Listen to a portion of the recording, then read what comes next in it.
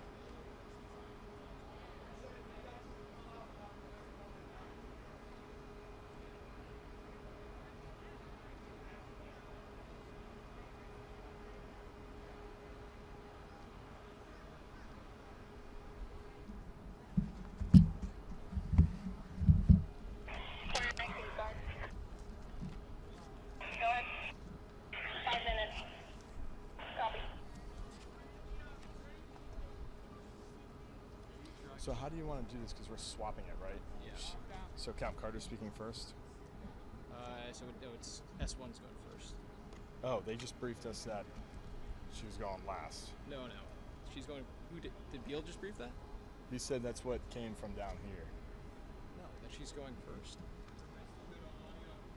I just told it.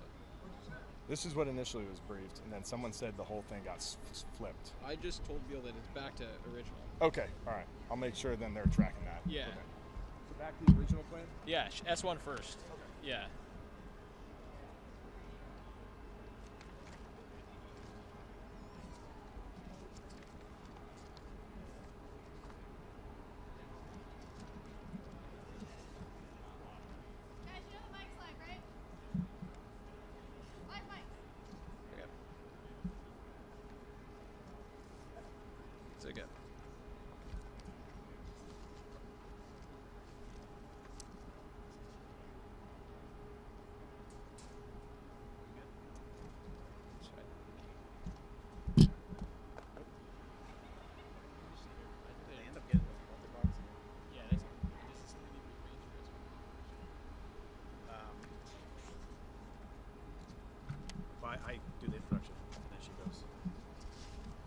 not everybody's remarks are in here. Okay. I assumed that she was bringing her own because I didn't get the final draft. Yeah, so. I think you're good. Yeah. But you're clear on that orders. It's back to the same. Yes. Yeah. Yeah. He just sits in different Yeah. Yeah. This is the correct order. Yeah. Okay. Thanks. Because I think this. So is this just in lieu of a mic stand? Is that what this does? I don't know. What is that?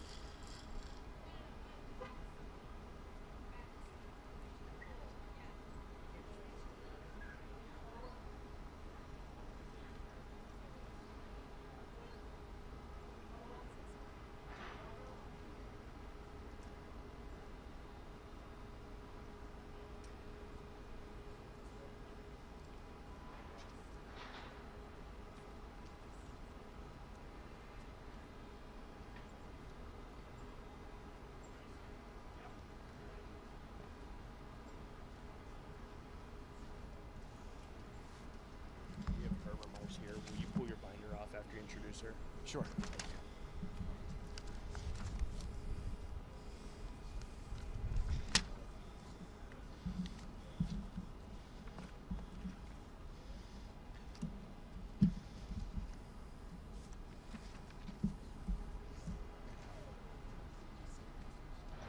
All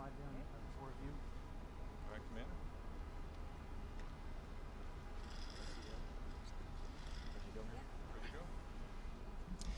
Good morning and welcome, ladies and gentlemen, to this morning's press briefing. Today's leaders will present information on the maritime narcotics interdiction deployment and contraband offload by the crew of the U.S. Coast Guard cutter Stone and the interagency partnerships and collaboration that make these results possible. With us today is Secretary Kristi Noem. I spell Kristinoem,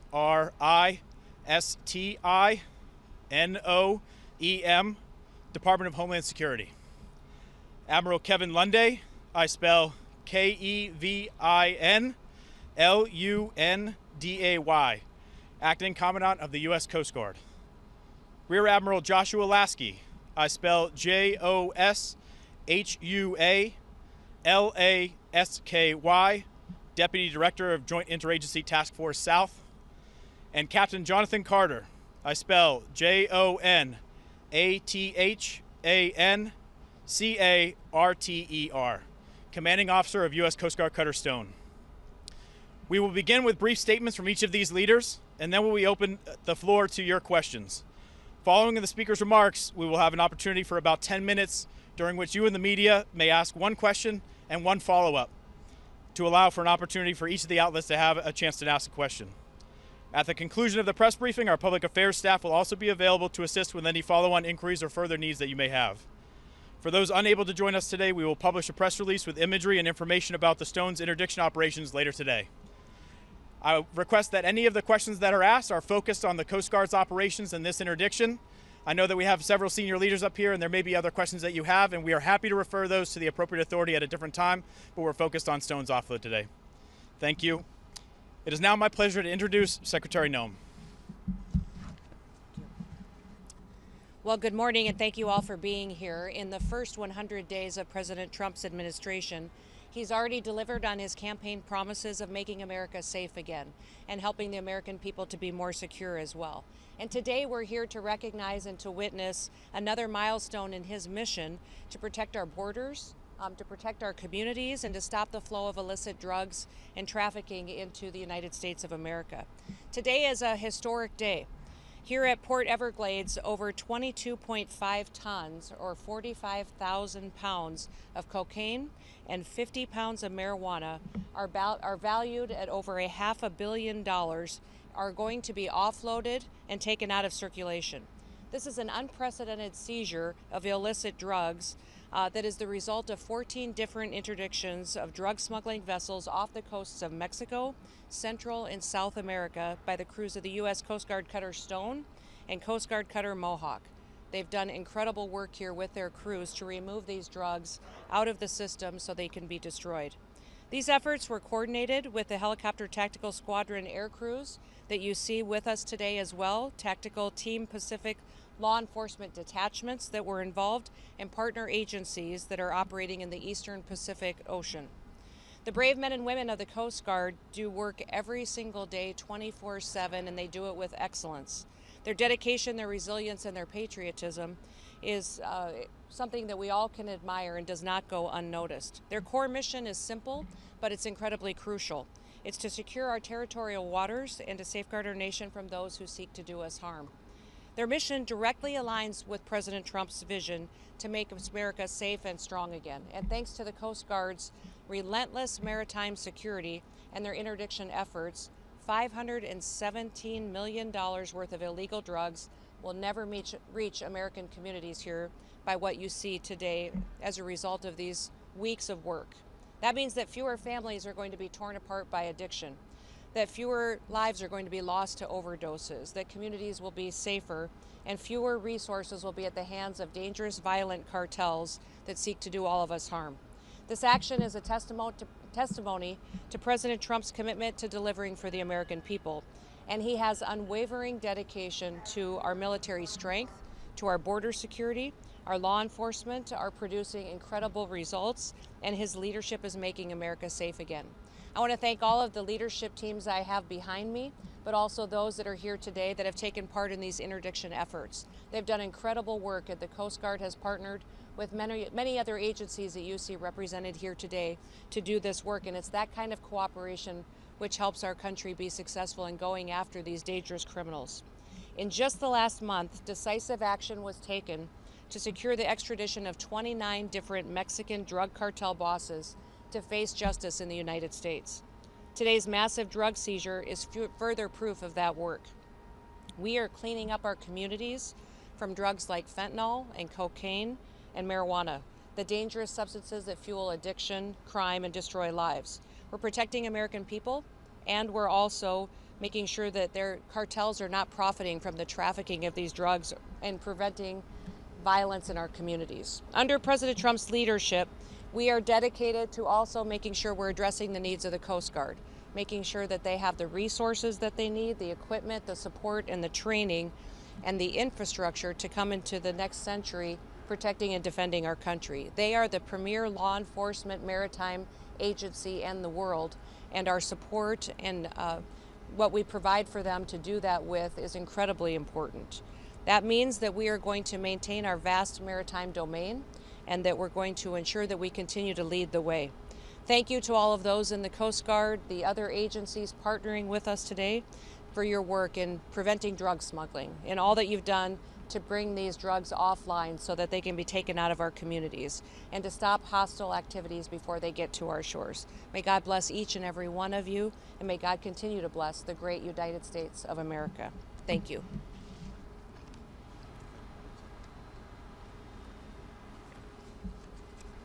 Good morning. Around us right now is over $500 million worth of cocaine that, had we not stopped it, would have been headed for our communities. In the last 2 months, since the 20th of January, the U.S. Coast Guard, working with others, has seized over 80,000 pounds of drugs.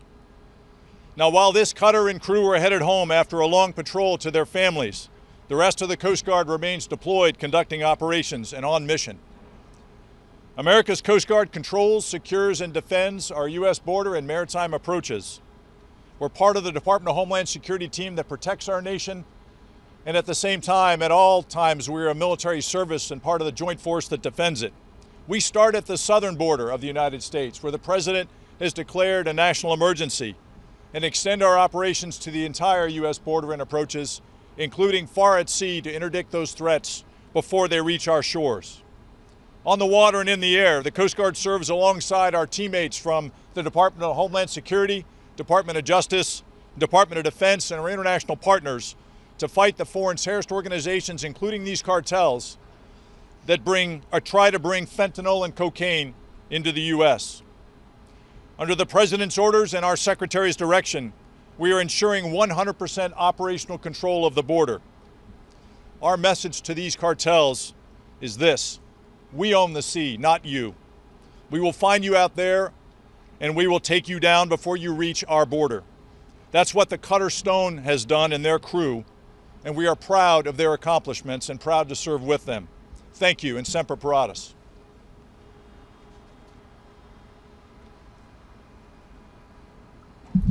Good morning, Madam Secretary, Commandant. I just want to thank everybody for the opportunity to come here and say thanks today. When you work at JIADF South, you have a tremendous opportunity to see how our government comes together to deal with this challenging problem. Each of our military services, all of the law enforcement agencies under the Department of Homeland Security, law enforcement and the attorneys under the Department of Justice, and 22 Central, South American, and European partners come together every day to find and stop these movements of illicit drugs trying to reach the shores of the United States. It's work that is about dismantling the cartels who are polydrug, who do not just traffic in cocaine, but traffic in fentanyl and other harmful substances and activities as well. And it is about saving American lives. Cocaine killed 25,000 American citizens last year. That's roughly equivalent to the small town of Dania, Florida, just down the road here. and it is incredibly important work. On this day in particular, we owe a great debt of gratitude to our Coast Guard and to the Coast Guard cutter Stone for taking another 20 metric tons of this harmful substance off the seas. And let me just put that in context for you a little bit. 20 metric tons is roughly equivalent to 17 million lethal doses of cocaine.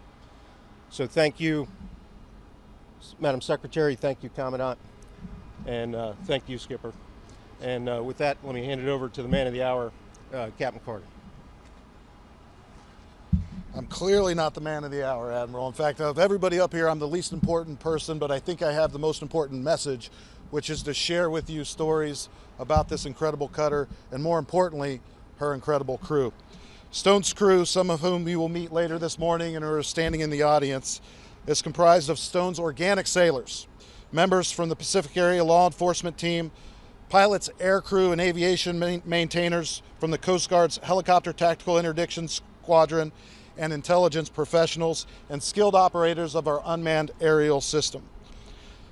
These detachments effectively bonded to form a highly skilled and motivated unit tasked to secure our nation's borders and curb the flow of illicit narcotics. This remarkable group of individuals was responsible for 12 at-sea interdiction, seizing approximately 45,000 pounds of cocaine valued at $510 million. That's the most amount of cocaine seized by any cutter during a single deployment. They combined with other cutters and international partners to set a new record for narcotics seized in a single month, removing approximately 121,000 pounds of contraband in the month of January. This offload also represents the efforts from Coast Guard cutter Mohawk, who seized approximately 2,200 pounds of cocaine and 330 pounds of marijuana.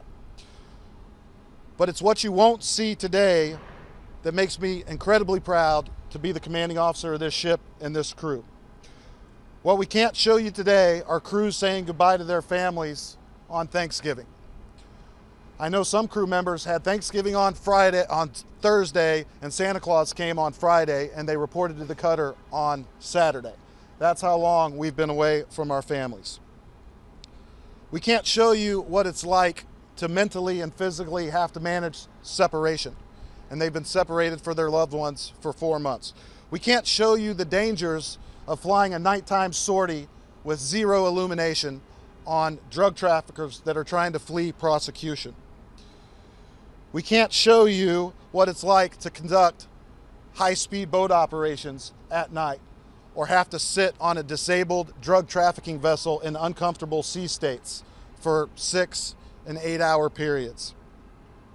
In one exceptional case, the crew interdicted 4 narco trafficking vessels in a span of 15 minutes, seizing nearly 11,000 pounds of cocaine. That cocaine will never be mixed with deadly fentanyl or threaten American lives here at home. These are the men and women of our United States Coast Guard, and I'm proud to say they're sailors on board Coast Guard cutter Stone. They understand that service entails sacrifice, and in the U.S. Coast Guard, that means serving in, on, or over the water to save those in peril and to safeguard our homeland. So I want to get to your questions, but I will leave you with this. There are sailors walking about, and I do want to get to your questions, but if you see them, if you get to talk to them, please thank them for their service, because the sacrifices that they make day in and day out are truly incredible. Thank you for being here, Madam Secretary, Commandant, thank you for being here. Admirals, thank you very much, and welcome aboard Coast Guard cutter Stone. We'll now take your questions. Thanks, John. Thank you all. As promised, we have about 10 minutes for questions. Please, if you have a specific recipient of the question, let me know. Please.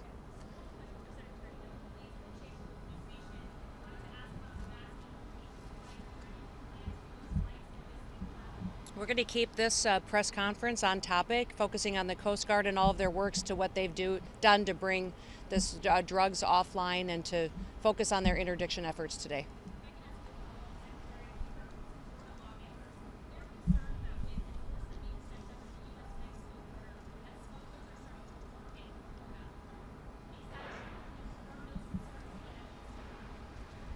You know, I do know that there are some lawmakers that are concerned about that, and so we're certainly working with them to address their concerns. We've seen some evidence to it, but we also know that other areas of our border have been threatened as well. We've seen the cartels get much more desperate lately.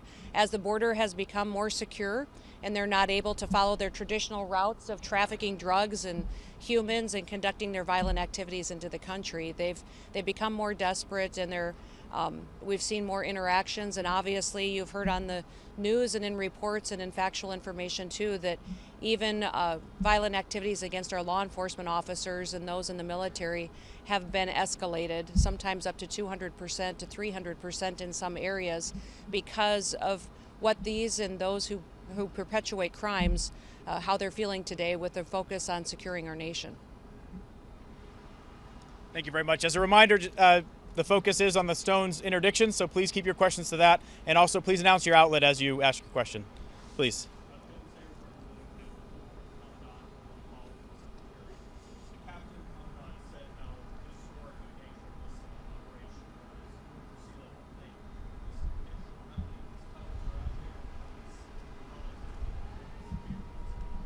Great, thank you for the question.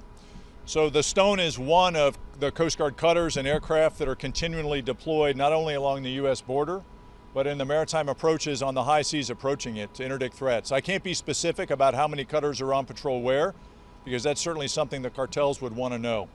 But we are part of a broad U.S. government effort that joins with the rest of Department of Homeland Security, Department of Justice, and others to present those forces necessary to present 100% operational control of the border. And that happens certainly on the southern border, not just the southwest land border, but the maritime border there and this southeast border that approaches Florida. We are just as on guard here as anywhere else along that southern border. Thank you.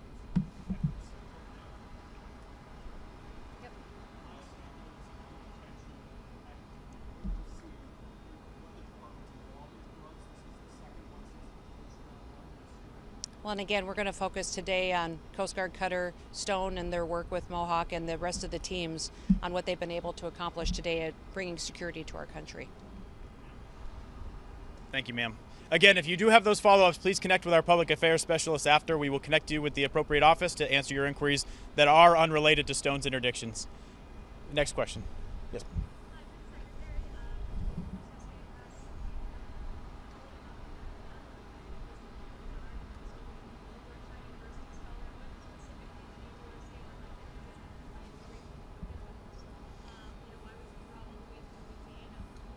Respectfully, again, I ask that the questions are kept to the Coast Guard cutter Stone and the Coast Guard cutter Mohawk's interdictions.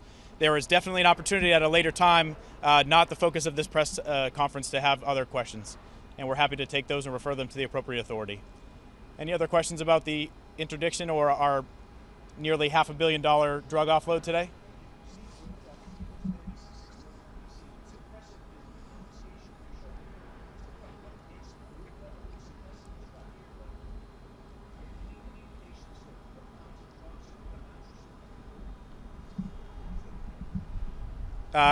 I don't have immediate stats for you, sir. We can connect with NBC6 afterwards, and we're happy to give some background on that. Certainly, we would like to highlight these interdiction cases and the success of our operations downrange.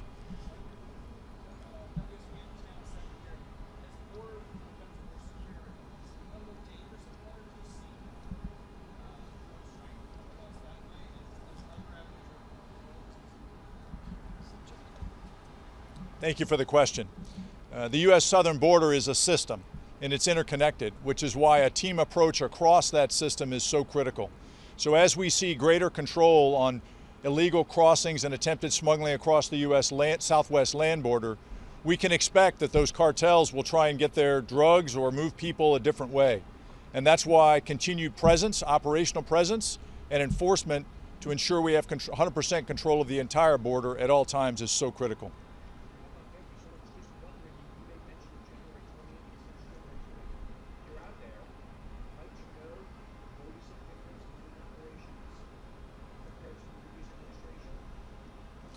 I would just say that the cartels that we are focused on combating and addressing, many of which have been designated by the president as foreign terrorist organizations, they are dynamic and they adjust to our tactics. And so it's a continual effort as they shift to counter them at every turn. Thank you. Any additional questions?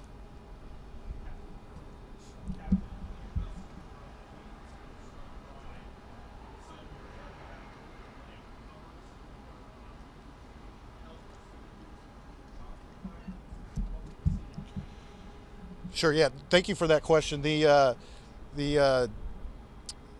takes a lot to stop people trying to flee prosecution, and some of the tactics that we use are we do employ warning shots and disabling fire from our helicopters when they fail to yield to just being, in the proximity of the Coast Guard, and so many of the cases do require disabling fire. We execute the safe employment of force, and then we dispose of those go-fast vessels at sea as hazards to navigation. And so, yes, sometimes it is a souvenir to take those back and display those, just as we're proudly displaying the actual contraband themselves. So, if the Coast Guard has a flaw, we make this mission look easy. It's not easy. And the Commandant was talking about tactics changing. We have to keep up with those changing tactics. In the case where I spoke about 4 go-fast interdicted simultaneously, they were transiting in a diamond formation, all 4 having contraband out and on deck.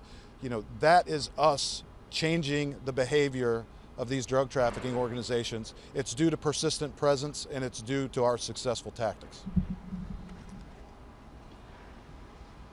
Thank you. We do have time for at least 1 or 2 more if someone has a question pertaining to the offload. If not, then I thank you all for your time. There are still Coast Guard Public Affairs specialists available if you have pull-asides or one-on-ones with members of the Coast Guard Cutter Stone crew who may be available. Please link up with one of the uniformed Coast Guard Public Affairs specialists for those opportunities. Thank you all, and you may continue to film B-roll in the backside. Thank you. Thanks, Commander.